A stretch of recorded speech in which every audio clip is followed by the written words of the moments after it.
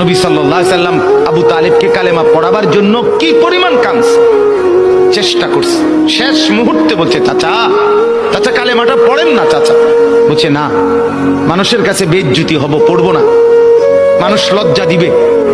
আল্লাহ নবী সাল্লাল্লাহু আলাইহি সাল্লাম বলছে, কানে কানে বলেন, আমি কাউকে শোনাবো না, আমি শুধু হাসরের মাঠে বলবো, মৃত্যু পর্যন্ত চাচা ওয়াদা দিলাম জগৎবাসীকে শোনাবো না আপনি ঈমান আনছিলেন, কানে কানে কন।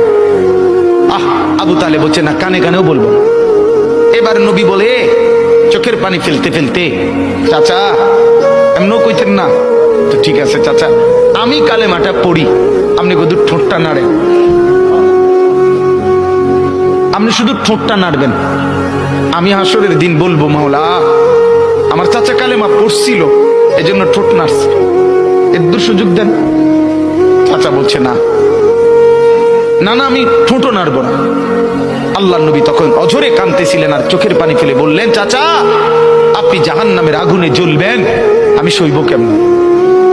আবু তালেব নাফরমান তখন কি বলছে জানেন? আন্নারু খায়রুম মিনাল আর। মুহাম্মদ, মানুষের কাছে লজ্জা পাওয়ার চাইতে আগুনে জ্বলা অনেক ভালো।